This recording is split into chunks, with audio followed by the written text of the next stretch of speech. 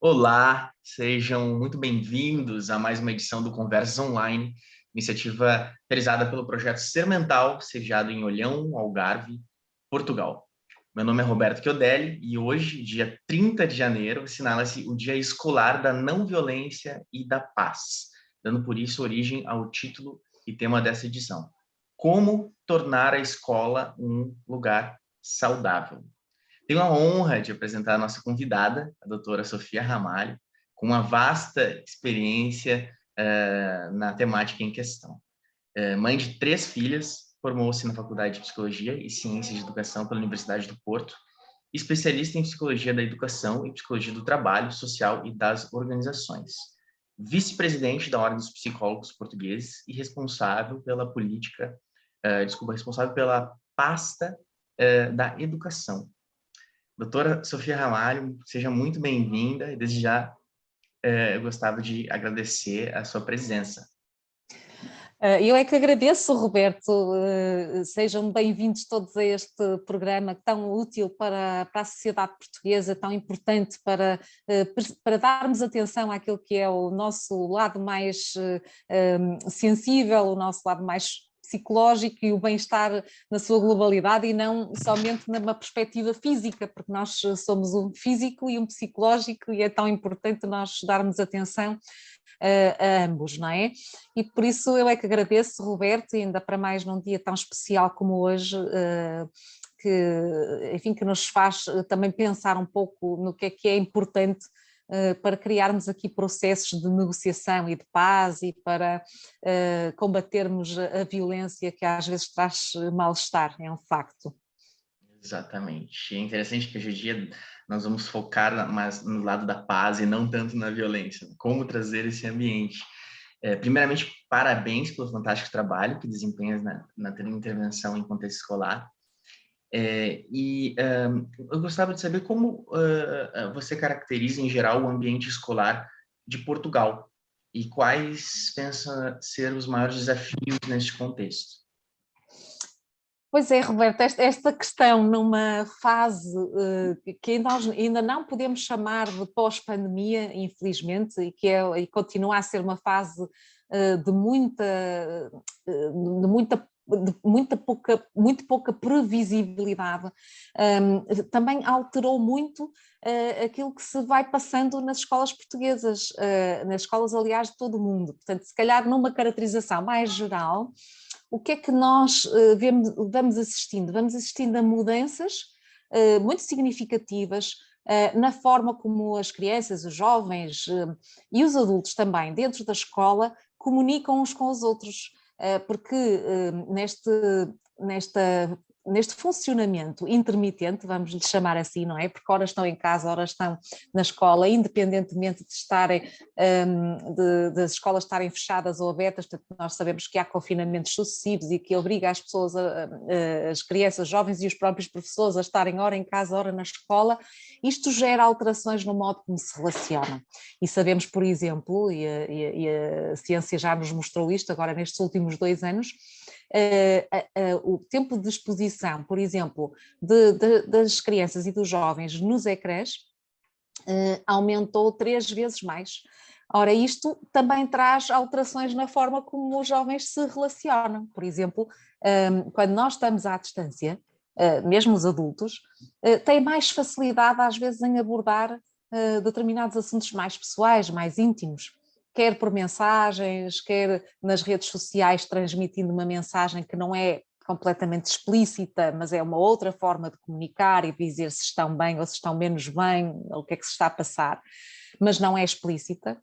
E também neste funcionamento online, as pessoas acabam por não ter que enfrentar determinado tipo de situações, porque não, muitas vezes não só não expõem os problemas, como também não se sujeitam aos conflitos, às diferenças de opinião, porque é mais difícil as pessoas entrarem em conflito nesse formato à distância.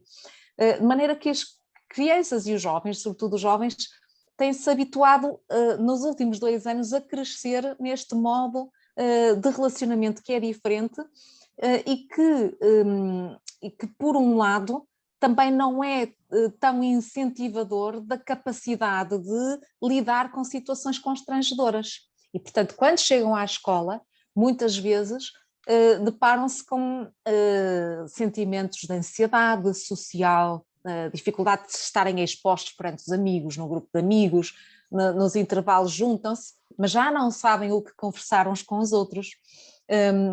Depois, provavelmente, quando há conversas, há mais dificuldade em entender o outro, em colocar-se no lugar do outro, porque estamos mais centrados em nós próprios, e daí que muitas vezes se geram menos processos e menos oportunidades de desenvolver a empatia, que é algo que é tão importante para que nós possamos ter compaixão pelo outro e também tomar iniciativas de aproximação ao outro, de o apoiar na resolução de problemas e de inclusivamente criar uma espécie de comunidades, de grupos, de comunidades que se entreajudam, não é? Portanto, este é um panorama, as questões das relações, não é? E depois, a par com isto, vem muitas vezes as ansiedades, por causa da incerteza, algum mal-estar, algum sentimento mais depressivo, mais de tristeza pelas fases que se estão a passar e sem dúvida que não podemos esquecer que isto não acontece só com os jovens, estamos aqui concentrados nos jovens e nas crianças, mas também acontece aos adultos, neste caso aos adultos mais significativos, que são, por exemplo, os professores no contexto da escola, os pais no contexto familiar. E os professores que também têm passado por períodos de exigência muito elevados, porque têm que se ajustar a toda a hora, porque trabalham para além da hora, porque também têm filhos em casa e têm que gerir as duas situações, porque já estão há muito tempo, muitas vezes, a passar por processos de confinamento e parece que isto não tem fim.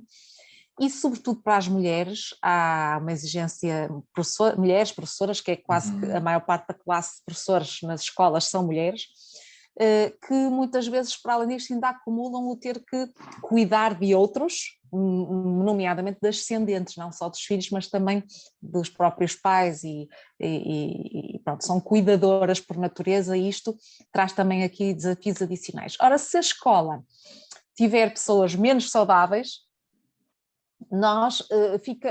a atenção fica mais virada para si próprios e menos para o todo, não é? Isto assim de uma forma geral.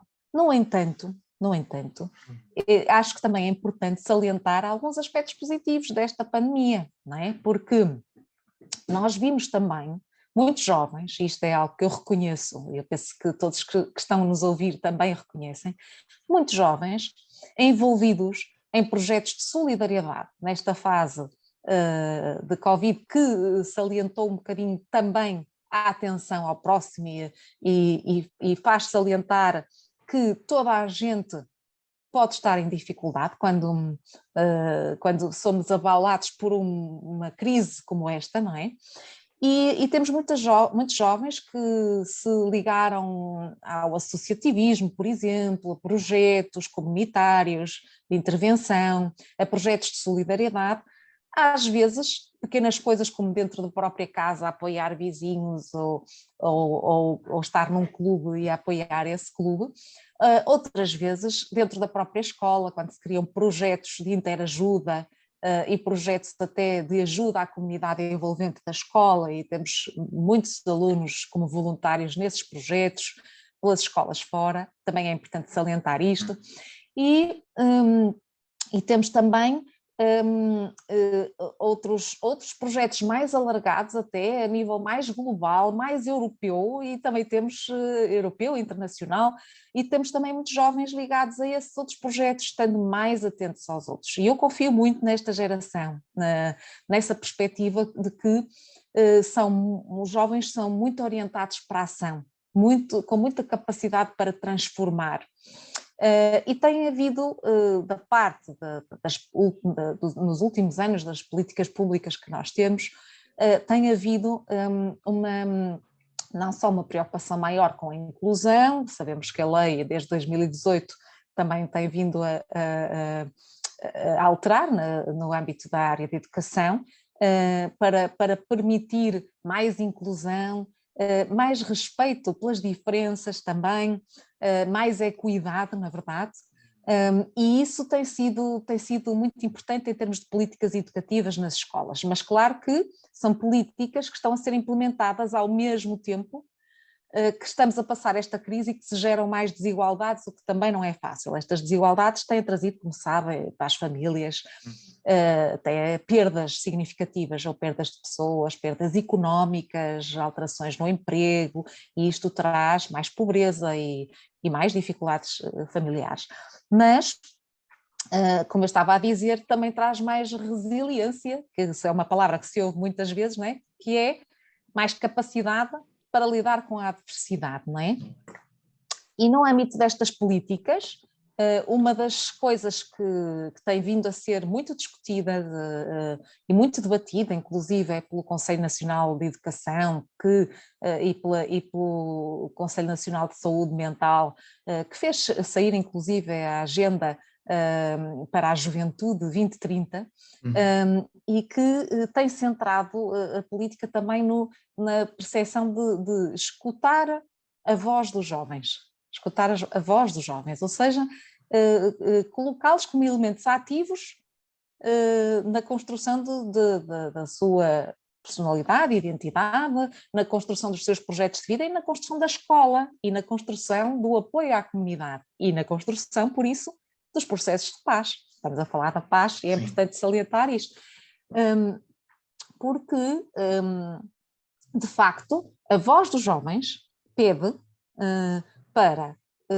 poderem participar mais em reuniões entre os jovens e participar mais nas escolhas que a escola faz, e os jovens pedem isto, pedem mais tempo para se dedicar aos projetos de solidariedade, e esta também é uma questão muito importante, portanto, para se dedicarem aos outros, querem fazê-lo, pedem ajuda com formação, eles próprios pedem ajuda com formação nas áreas da saúde psicológica, e dizem-nos que, isto foi dito por grupos de jovens e no fundo também depois está refletido nas recomendações que a Agenda da Juventude dá, mas pedem ajuda para que quando nós conversamos com os pais sobre as situações, por exemplo, da adolescência, da paz, da solidariedade, etc., não o façamos só com os pais, que o façamos em conjunto, pais e filhos, porque a linguagem tem que ser comum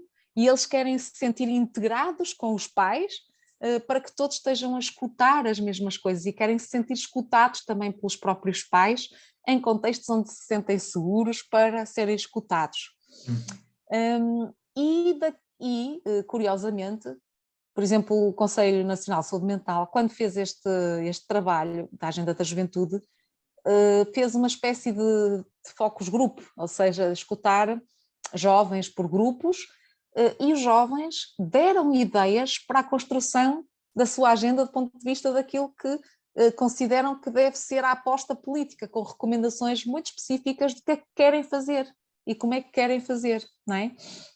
E, portanto, eles pedem, por exemplo, programas nas escolas para o desenvolvimento das competências sociais e emocionais. Eles é que o pedem.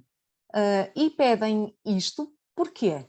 Porque se querem desenvolver como pessoas, construir-se como pessoas, querem saber ser empáticos, querem saber resolver conflitos, querem saber ser assertivos para poder contribuir para políticas públicas, querem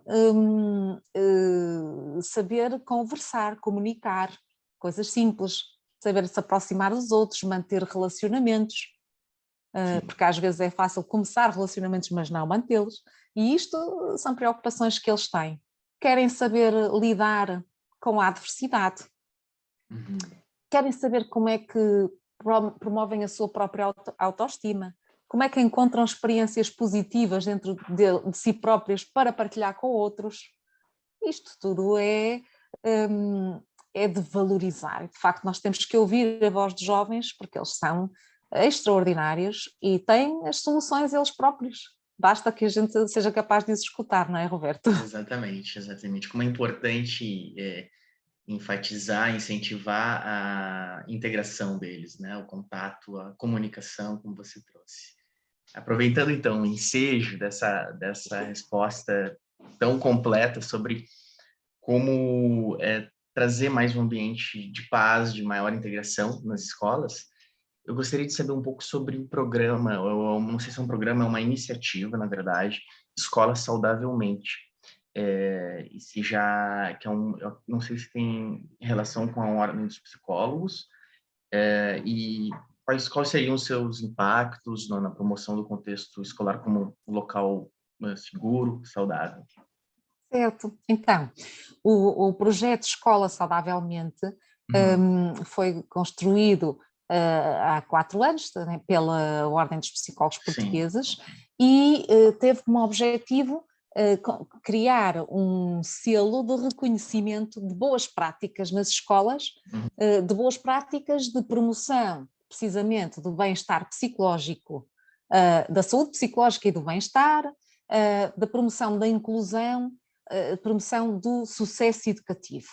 E este é o grande objetivo, portanto, identificar boas práticas nas escolas para poder dizer, vamos atribuir aqui este selo de qualidade, Isso é tivemos importante. de um conjunto de 800 agrupamentos de escolas e escolas não agrupadas que temos no país, tivemos a adesão de cerca de 200 agrupamentos, o que é bastante Uau, significativo. Quer muito dizer que significativo. as escolas têm vontade de partilhar aquilo que é bem feito a este nível dentro das escolas. E a ideia Uhum. deste projeto é não só valorizar as boas práticas numa perspectiva de projetos isolados, não é? Mas valorizar toda uma cultura de escola, todo um pensamento de escola que se baseie precisamente nesta dimensão da saúde psicológica e do bem-estar. Portanto, a não centração nas questões da aprendizagem propriamente dita e do currículo, não é? Porque as competências dos jovens que vão para além daquilo do currículo, não é? Vão ser muito mais importantes em todo e qualquer processo de comunicação, de negociação e de sucesso pessoal e académico, do que propriamente uma centração apenas na quantidade que eles aprendem e nos conteúdos curriculares científicos unicamente, não é? Porque é parte desta premissa de que se nós não estamos bem, se nós não nos sentimos felizes, se nós não nos sentimos seguros na escola, Uhum. integrados, fazendo parte da escola, motivados para estar na escola, nós, crianças ou jovens, não temos motivação para aprender e não vamos aprender. E o mesmo para os professores. Se os professores não estiverem bem na escola, bem consigo próprios, mas bem na escola, sentirem que a escola é um lugar onde eles podem ter uma opinião, uma participação, que não é só obedecer, digamos, àquilo que é definido institucionalmente, mas que estão ali por respeito ao cumprimento da sua missão como professores, que todo professor normalmente está a dar aulas por missão, e isto gera mal-estar e, portanto, pode gerar também dificuldades no ensino. As dificuldades não são só da aprendizagem, muitas vezes também são do ensino. Daí que é importante que realmente toda a cultura assente nisto e se criem projetos dentro das escolas, sistemáticos, previstos no próprio projeto educativo das escolas, que, no fundo, possam valorizar o currículo de saída da escolaridade de um aluno. Vamos ver, que é uma coisa até muito interessante. Por exemplo, nós sabemos que em alguns países, nomeadamente nos países nórdicos, não é? Existem programas curriculares de empatia, por exemplo, em que se ensina competências como ser empático. E isso faz com que no dia a dia o jovem desenvolva essas outras competências de negociação interpessoal, vamos chamar assim, e que um dia, enquanto profissionais, enquanto políticos, enquanto cidadãos com um papel ativo na sociedade, isso vai trazer, de facto, aqui uma capacidade de intervenção na comunidade onde os jovens estão, seja ela mais pequena ou mais alargada, e vai contribuir para mais paz. Mais paz. Exato, exato. Muito interessante.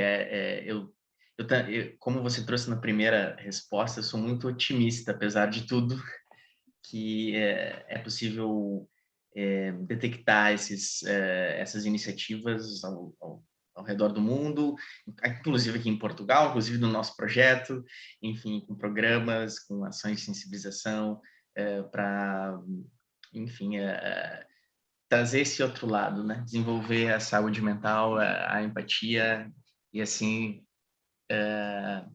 fornecer um ambiente de mais paz, digamos, nesse meio, né? E como você disse, é um todo, né? Não são só os alunos, são os professores, os pais, nesse envolvimento. Eu fiquei pensando agora, né, sobre a importância dessa iniciativa da Ordem, até para algumas escolas ou grupamentos que ainda não conheçam, de buscar isso, né? Esse selo e talvez e saber talvez quais passos que são possíveis dar para combater a violência e promover um ambiente mais confortável, né? Mais agradável para o estudante. Eu não sei se tu tens algumas dicas ou recomendações Sim. finais, assim, até para este ambiente. Tenho sim. Portanto, nós vamos lançar agora a terceira edição do selo Escola Saudavelmente, é um selo que é atribuído sempre por 2 anos, não é? E esse lançamento vai acontecer já na primeira semana, logo a seguir ao Carnaval, portanto, no início de março.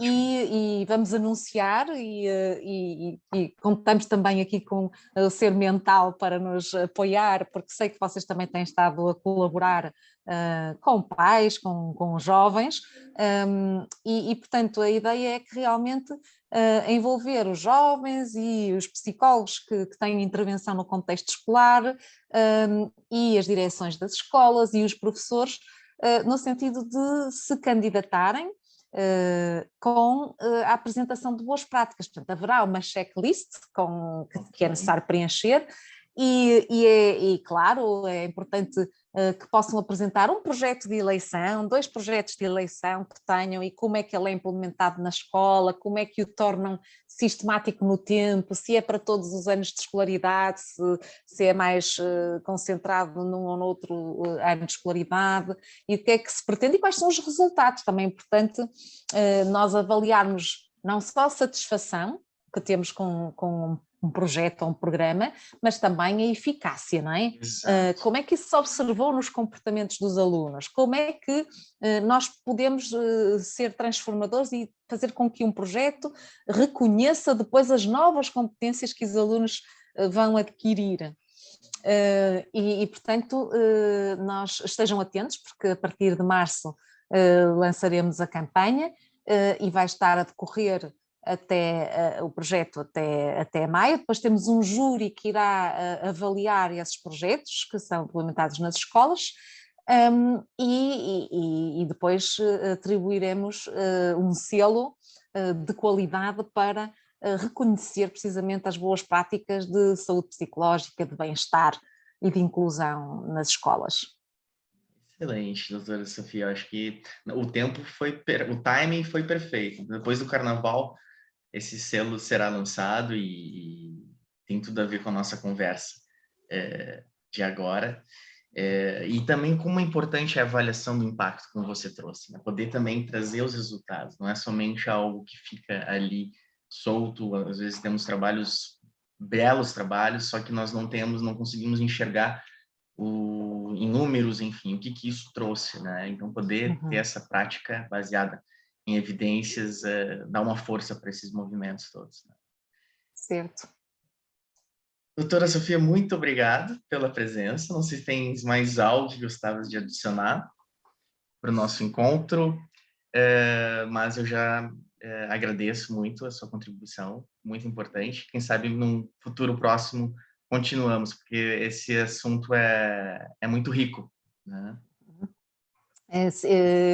Obrigada, Roberto. A Ordem dos Psicólogos também está disponível para colaborar com a saúde mental e também com as escolas, como tem acontecido. E já agora acho que é importante salientar aqui uma questão ainda a propósito da escola saudavelmente. Nós temos vindo a apostar muito na dimensão da literacia em saúde psicológica e bem-estar, e a Escola Saudavelmente tem um site que é www.escolasaudavelmente.pt, onde podem, o site está dividido com literacia em saúde psicológica para diferentes públicos, portanto tem informação só para crianças, informação só para adolescentes, só para pais, só para professores, assistentes operacionais e diretores das escolas. E portanto consultem-nos e participem, é o que vos posso dizer, e mais uma vez termino dizendo que acredito muito nesta geração e que de facto tenho uma convicção de que a par com esta vivência da crise vão surgir novas oportunidades e que de facto os jovens vão ser aqui o motor de transformação e um caminho para a paz. É isso, muito bom escutar essas visões otimistas nos dias de hoje, né? Muito obrigado, e vamos disponibilizar sim esse link do site, que é muito importante, aí abaixo, quem tiver o acesso no post, no Instagram, no Facebook, vai poder ter acesso a esse site, tão importante. Muito obrigado, doutora Sofia. Até mais. Até mais, Roberto.